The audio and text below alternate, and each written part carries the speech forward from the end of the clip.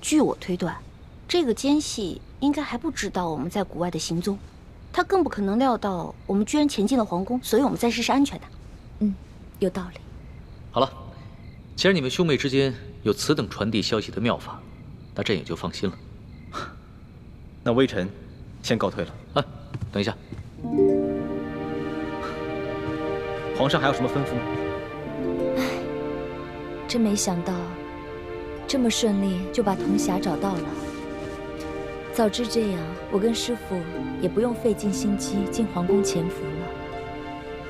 别难过了，学姐姐，我来这儿还想告诉你件事情。如果明天我那第3道题答不出来的话，那个老太婆肯定要毒打我一顿，到时候我只能脚底抹油溜了。我跟你说啊，那个铜匣还有搜刮来的那些金银财宝，都放在我永乐斋的床底下了。我们走了以后，只能靠你跟六师傅去取了。一旦取好了，赶紧跟我们一起撤吧。我早就盼着这一天了。哎，小师妹，其实你尽快离开紫禁城也是对的。你都不知道，看到你整日跟皇上形影不离的，大师兄心里有多别扭。唉，朱哥哥哪儿都好，就是太小气了。哎，我不能跟你说了，我得赶紧走了，被人发现了我就死惨了。哦，你小心点啊。知道了。这鳌拜一直不肯交出大补丸的解药，朕派索额图去鳌拜府上搜查，也没有搜到。李太医，你既然能解了朕的毒药，那这大补丸之毒你可能解？皇上，鳌拜并不敢谋害皇上的性命，所以给皇上下的只是扰乱心神之毒，而且分量很轻。但他给陈兄妹所服的大补丸，是他用来控制手下的独门毒药。微臣想尽办法，也只是配出了缓解毒性发作的药。朕真的是愧对你们兄妹。皇上这话，微臣兄妹实在是担不起。请皇上放心，微臣一定会继续实验，争取早日制出解药。已经3更天了，皇上早点歇着吧。朕刚刚亲政不久，朝中还有多少大事小事没能理顺？尤其鳌拜一案，牵连甚广，盘根错节，山西直隶等省又遭遇了数十年不遇的大旱，朕岂能安心入睡？你先退下吧。微臣告退。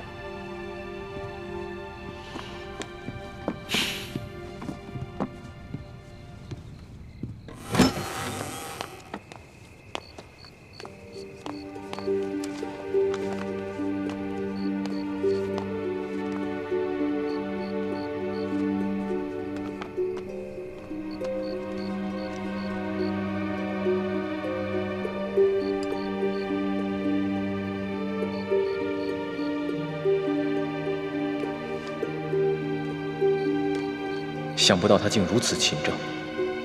我听了小师妹的话，帮他斗斗鳌拜，也许失算了。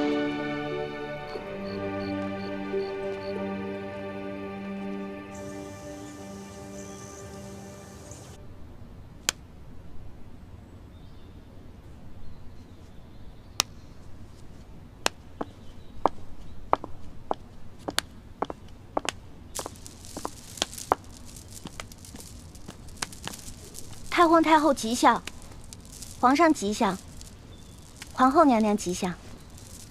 罢了，这答案有没有想出来？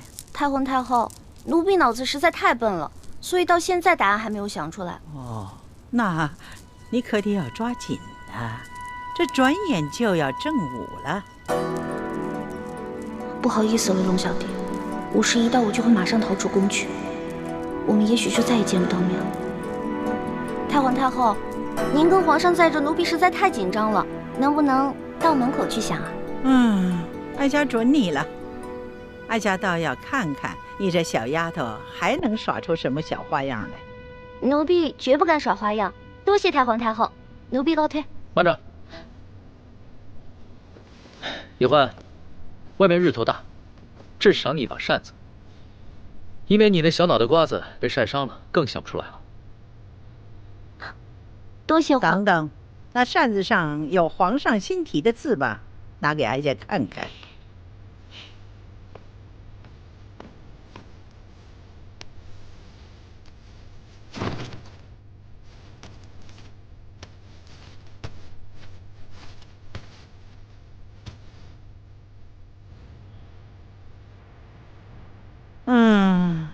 依哀家看来，这皇上的字就是好啊。拿着吧。多谢皇上。叶欢，你腰上的那个琉璃坠子倒是挺别致的。朕记得你哥哥也有一块同样的吧？奴婢跟哥哥是同日所生的双胞兄妹，这个琉璃坠子呢，是爹送给我们的生日礼物。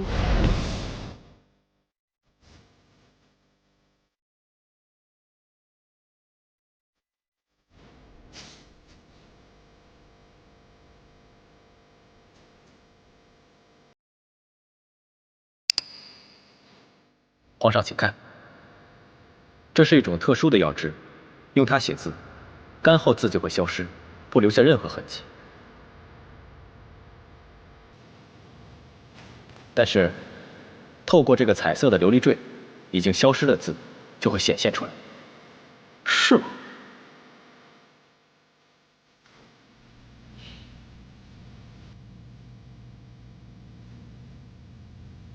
哎，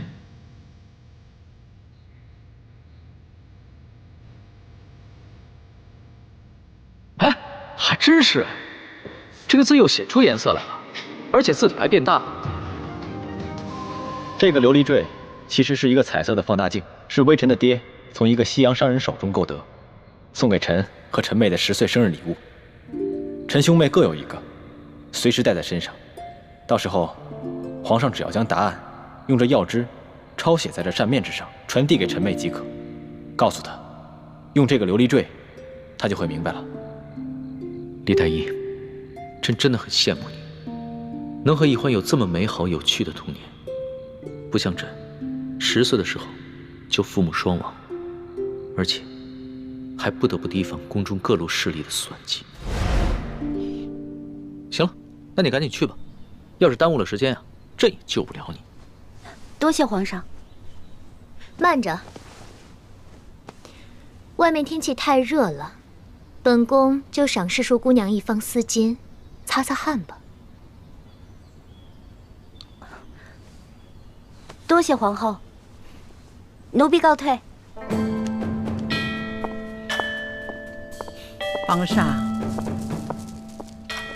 皇上好像一点不为这小丫头担心呢。皇祖母，易欢她只是本性纯良，并不是笨，虽然相信她一定能想到答案的。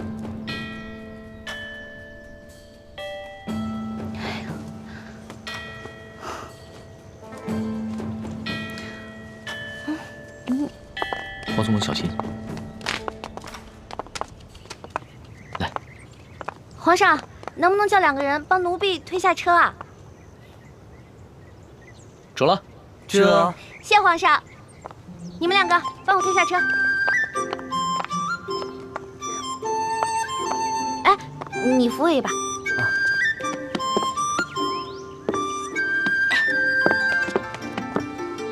走吧。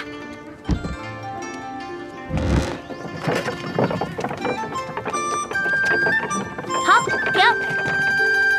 来，放下。那个，你再来扶我一下。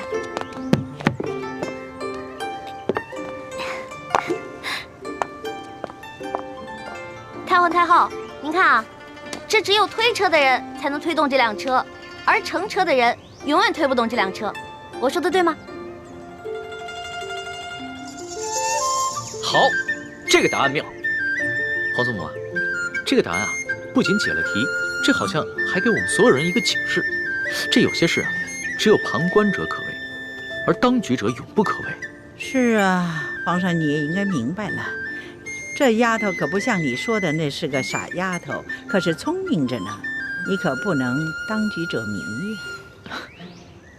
皇祖母说的是，孙儿谨记皇祖母的教诲。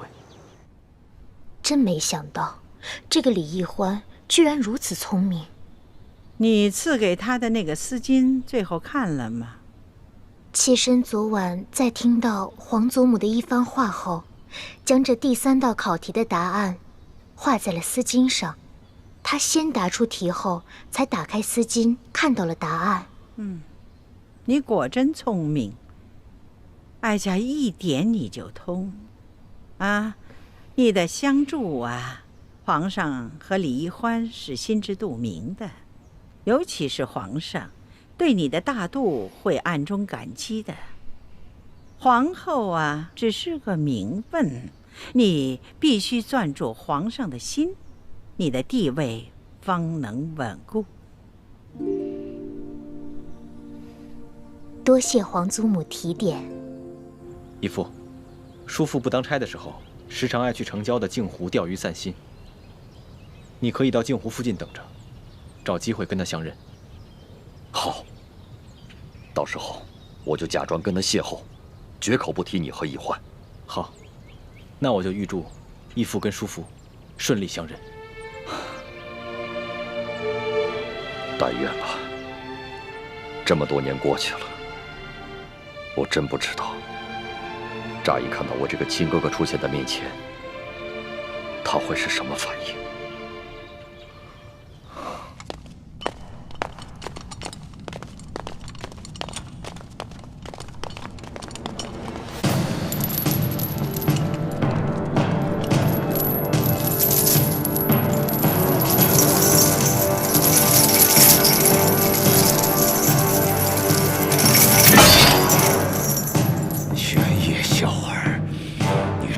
敢来见老夫了！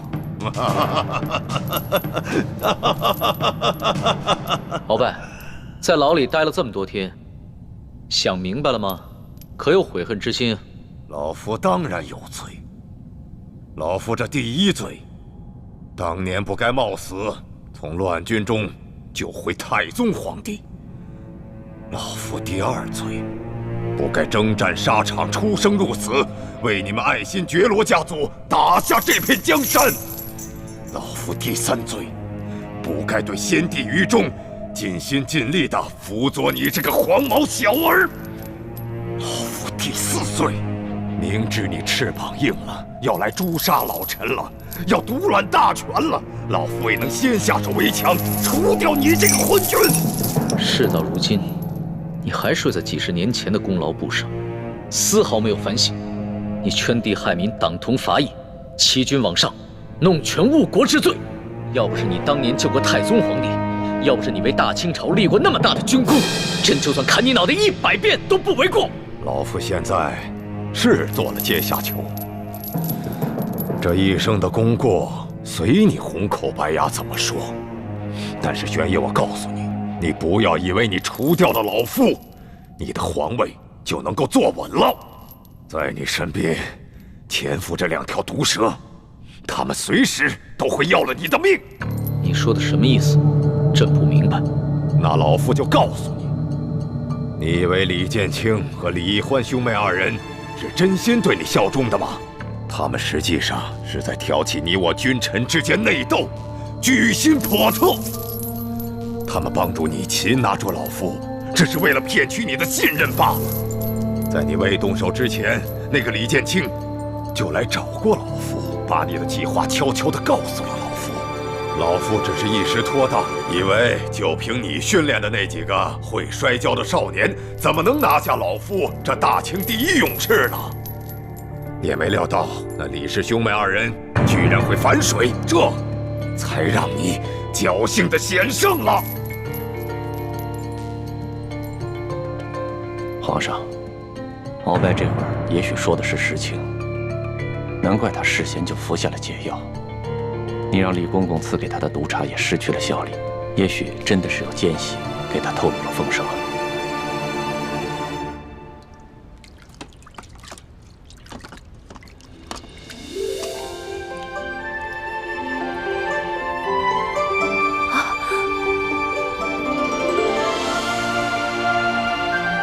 这铜匣果然是真的。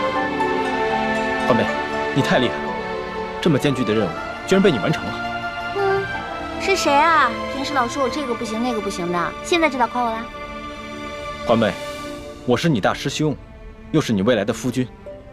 你做对了，自然该表扬；做错了的，自然该批评。站直了。不管是表扬还是批评，我都是为了你好。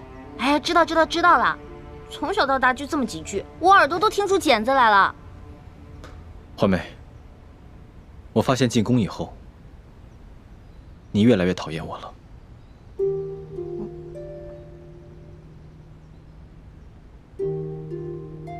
鳌拜，你以为朕会中了你的挑拨离间之计吗？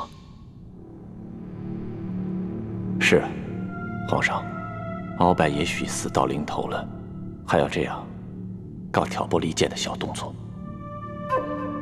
挑拨离间，玄烨，你这个无知的小儿！老夫虽然是你的眼中钉、肉中刺，可老夫是大清的八旗子弟，你我之间的君臣内斗，毁不了大清的根基。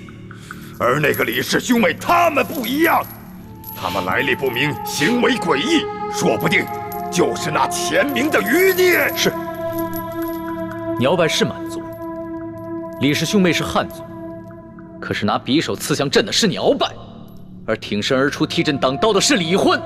若非李氏兄妹反戈一击，只怕你和朕的位置现在就一敌而处了吧。所以朕明白，你恨李氏兄妹，你巴不得置他们于死地，朕是不会上你的当的。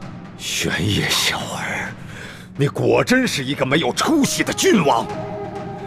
你被那李欢的美色所迷惑，你被李氏兄妹二人玩弄于股掌之间。我们这些八旗子弟打下来的江山，终将毁在你的手上。老夫倒要看一看你有何脸面去见爱新觉罗家族的列祖列宗！你住口！朕已经不是当年那个只能听任你摆布的傀儡了。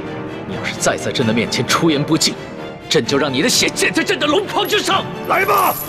老夫这一生都在为大清卖命，没想到爱新觉罗家族竟然出了你这么个既阴险又愚蠢的懦夫！玄烨，你打开牢门，来与老夫1对1的决斗！来呀！如今康熙正在大力清除鳌拜余党，整个京城都人心惶惶。如果把这铜匣和易欢得来的珠宝全部运出宫去，放在慈航药铺反而不安全，不如就继续放在这个永乐斋吧。师父说的是，毕竟眼下这永乐斋还是安全的。等大师父离京之时，咱们再把这铜匣悄悄带出宫去，让大师父带走。不行，铜匣不能放在永乐斋，欢妹也不能继续留在紫禁城里。既然找到了铜匣，我们赶紧撤离吧。我们现在就撤离啊？怎么，你还想继续留在宫里？你忘了和你一同进宫，被刺死的那3个秀女了吗？忘了那些仅仅因为看到你打了康熙一巴掌，就被赐鸩酒的宫人了吗？好吧，朱哥哥，我听你的。那六师傅、学姐姐，我们一起撤吧。大胆，鳌拜，你这个狗奴才，死到临头了还敢对皇上大不敬！你以为你真的是什么大清的第一勇士吗？我告诉你，那只不过是因为你大权在握的时候，别人对你不得已的奉承而已。你想动手是吧？来呀，我索额图陪你练练。索图，若是你阿玛还活着，那老夫说不定还卖他几分薄命。就你现在这么个鬼模样，你还不配和老夫交手？你滚一边去！哼，鳌拜，在皇上面前，我不与你乘着口舌之快。且不说我们两家的恩怨如何，就是你现在这样在军前失仪，也是不可饶恕的大罪。我告诉你，你死到临头了！你可真会拍皇上的马屁，可笑！你阿玛索尼与老夫一辈子为敌，但老夫敬他是条汉子。可是我没想到，他怎么就生出你这么个没出息的小兔崽子呢？鳌拜，哪怕你是个勇士，像你这样的莽夫，也只配做爱新觉罗氏的鹰犬。朕乃天子，治国安邦才应该是朕擅长的。你那些技击之术都是雕虫小技，朕纵然不如你，又有何妨？把他看好了，别让他自尽。你这个懦夫蠢货！你回来！你宁肯相信居心叵测的李氏兄妹，也不肯相信老夫这3朝老臣！你回来！我要见太皇太后！我要见太皇太后！回来！不行，我们现在还不能撤。第一，默笙和倩影他们还没有找到1号金钥匙，万一那把金钥匙就在这皇宫当中呢？第二，也是最重要的，鳌拜到底有没有在明珠谷安插奸细？这个奸细到底是谁？我们一定要查个清楚。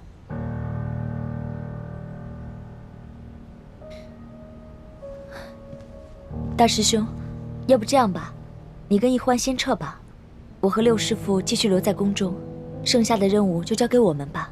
哎，不行不行，怎么能把你们2个留在宫里呢？我们要共同进退。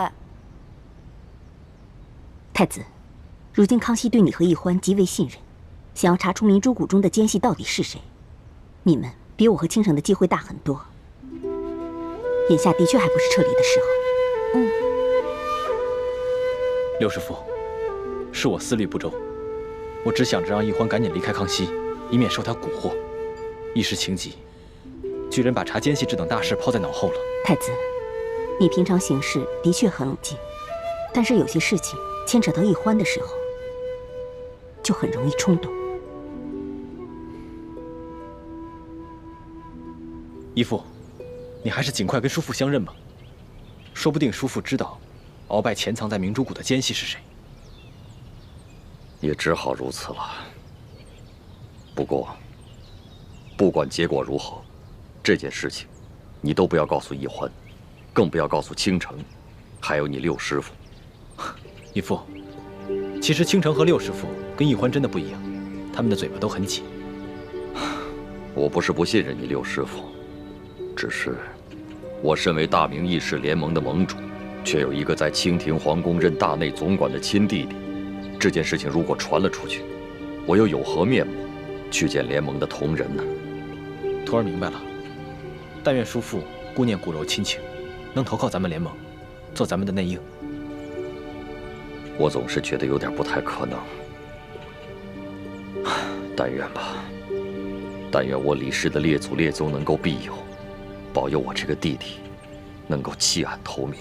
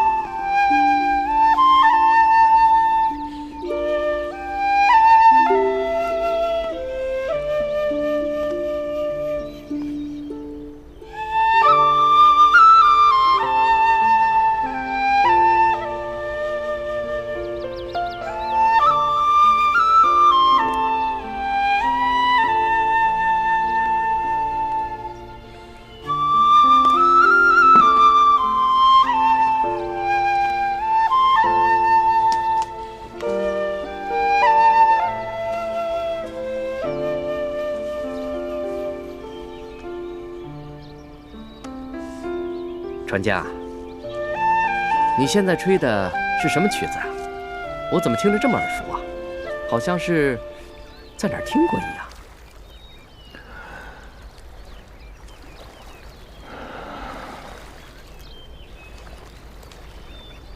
这个曲子是我家乡的小调，名字叫做《忆亲人》。忆亲人？我只是觉得这个曲子这个旋律有点耳熟，什么名字我倒是记不得。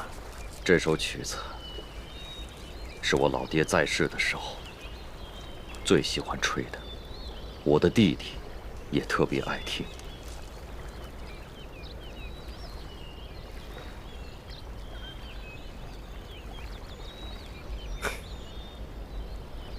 这个曲子，我小的时候也特别爱听，只是有好多年没有听到了，现在也忘得差不多了。真没想到，今儿在这儿听到了。客官莫非也是陕西榆林人士？没错。那你可记得，皂角村中有一户姓李的农家，那户人家有一对孪生兄弟，哥哥叫李德禄，弟弟叫李德福。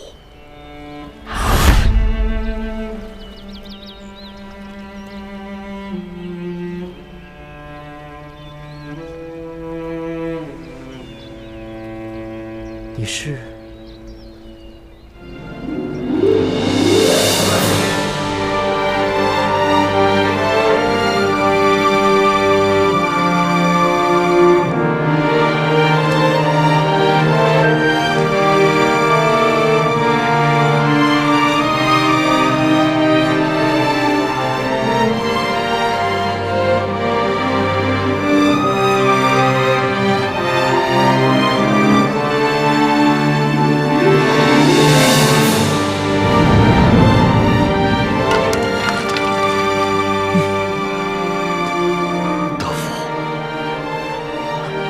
是你的哥哥吗？你还活着？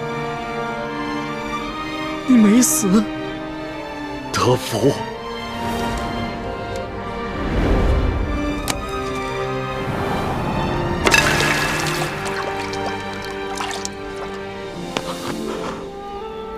德福，真没想到，哥哥在有生之年还能再见到你。我原本以为你早就不在人世了，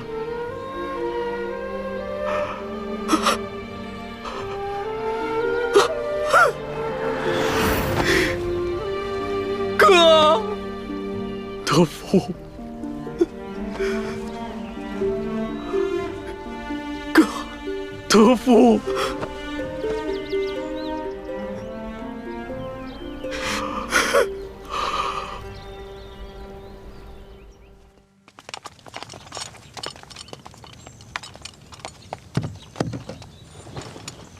哎，是寿姑娘。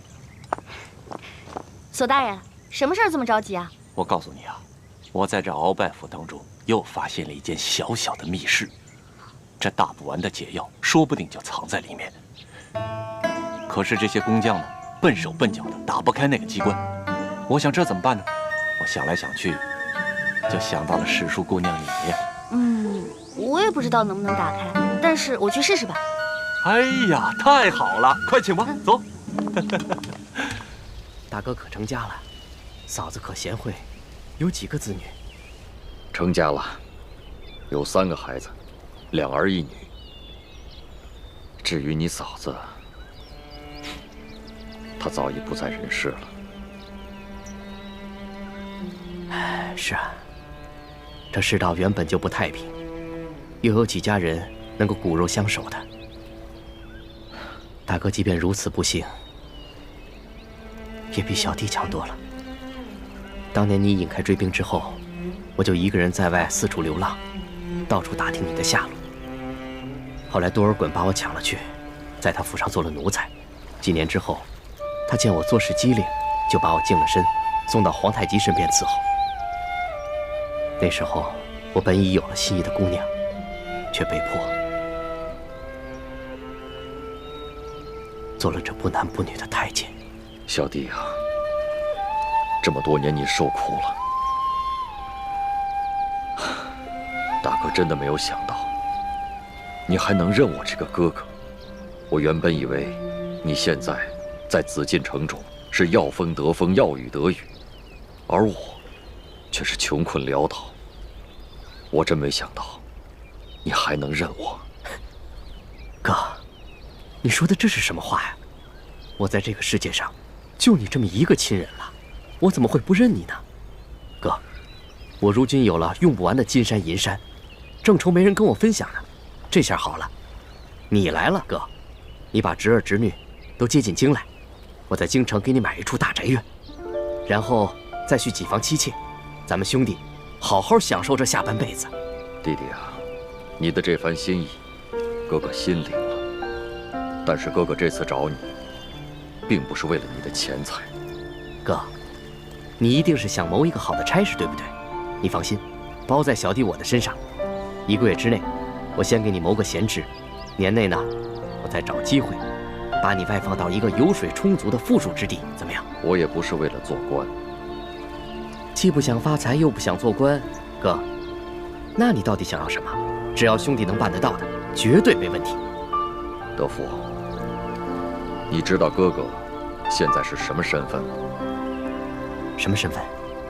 我很久以前已经把名字改了，我不叫李德禄了。那哥哥如今叫什么？李定国。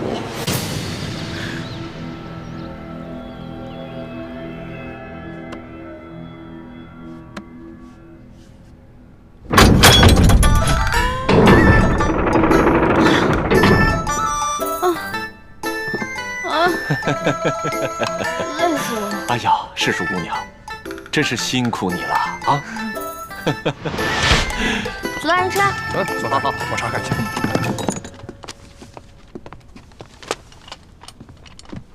索大人，啊，这箱中没有解药，全是文书信件。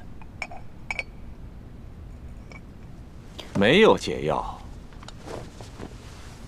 我看看。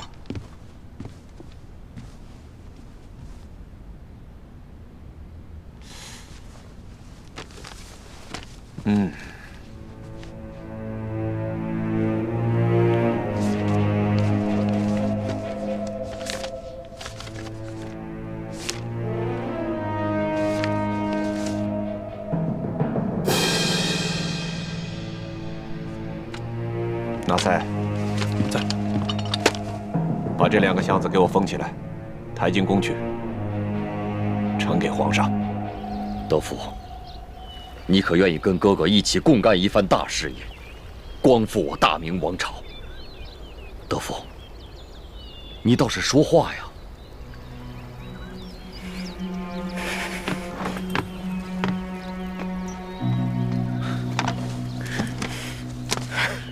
德福，你就心甘情愿地做大清的奴才吗？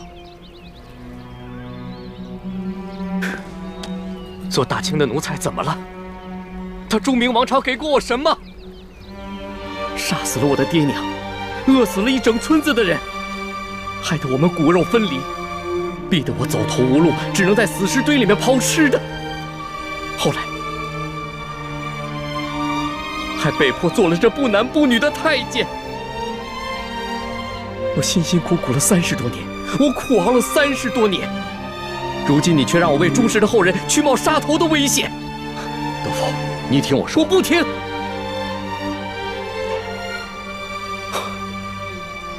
我知道，我听说过你李定国，朝廷还以为你战死在云南，没想到你还活着，还组建了一个什么大明义士联盟。道不同不相为谋，你我都不必妄想劝动对方。我只有一句话：你若做回李德禄，那你还是我大哥，我愿与你共享荣华富贵。但你若坚持做你的李定国，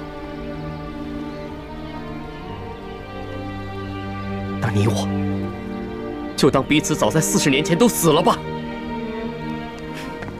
弟弟。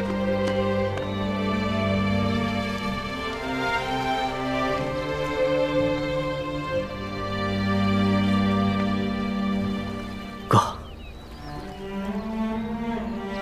我最后问你一句，你是要做李德禄，还是做李定国？我李定国，生是大明的人，死是大明的鬼。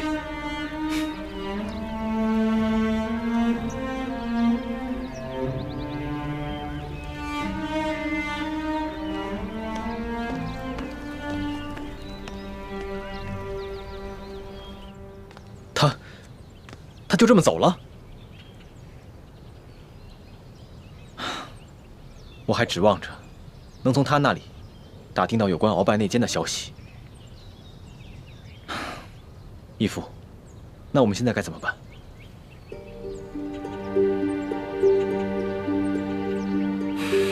既然他贪图荣华富贵，敢为大清走狗，那我就当他40年前就已经死了。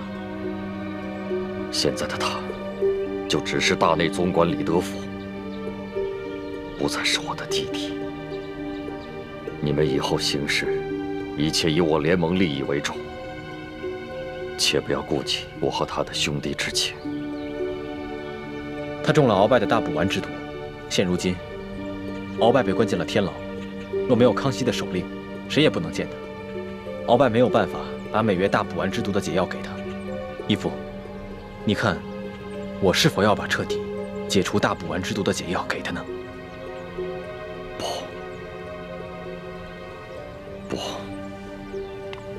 不能彻底帮他解脱。你在宫中多次试探他，以他的心机，这次我跟他相认，他多半会怀疑到你。万一鳌拜供出他来，那他极有可能出卖你跟易欢，甚至出卖我这个亲哥哥，来将功赎罪。那义父的意思是？眼下只能利用大补丸来控制他，这样一来可以保证你跟易欢在宫中的安全，二来你跟易欢在宫中行事，有他相助，也会便利一些。可他毕竟是您的亲弟弟，我跟易欢的叔父，我们这么做，未免也太……太子，你以为我如此算计，我的心里就好受吗？他可是当年我豁出性命去要保护的亲弟弟呀！可现在在国家大义面前，我没法再顾及兄弟之情。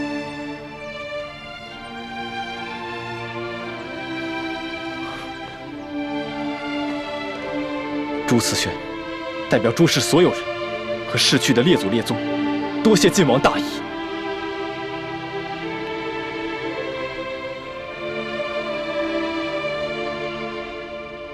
真没想到，李公公居然是我爹的亲弟弟，我的亲叔父。是啊，李公公为人圆滑自私，和义父完全是心性相反的两个人。可是朱哥哥，虽然李公公这个人圆滑自私，但是他是我爹的亲弟弟，我的亲叔父。他虽然不肯投靠我们，但是他也没做什么出卖我们的事情啊。我爹让咱们拿大补丸的事情去威胁他，我怎么觉得心里过意不去呢？其实，我心里也过意不去。不过既然义父吩咐了，我们也只能执行。有时候想想，我爹也真够冷血的。他居然亲手射杀了我娘，那可是为他生了3个孩子的结发妻子啊！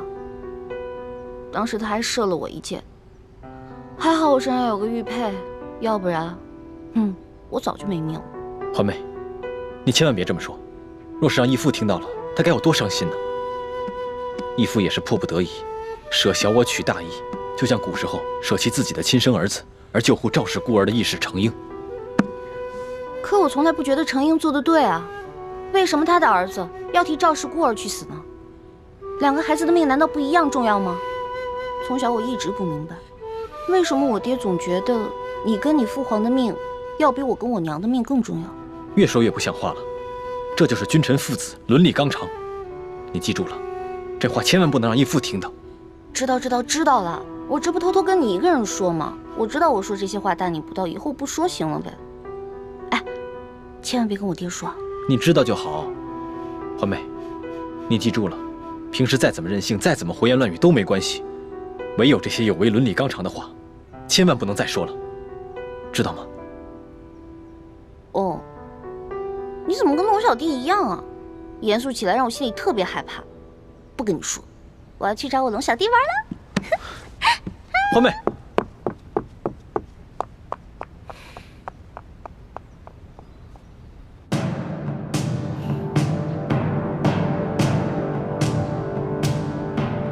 都先退下，朕想静一静。这。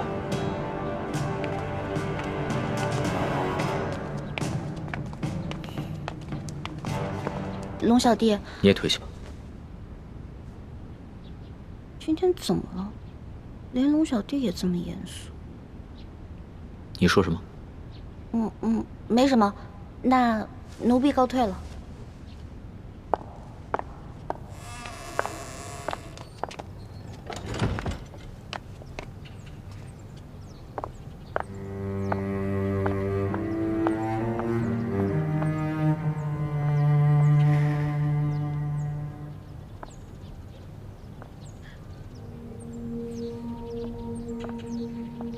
叔父在这宫里熬了30多年，才换来看似风光的荣华富贵。而我爹，他为了光复朱明王朝，不惜杀妻灭女，戎马一生。我这一生啊，可不能像这兄弟2个一样。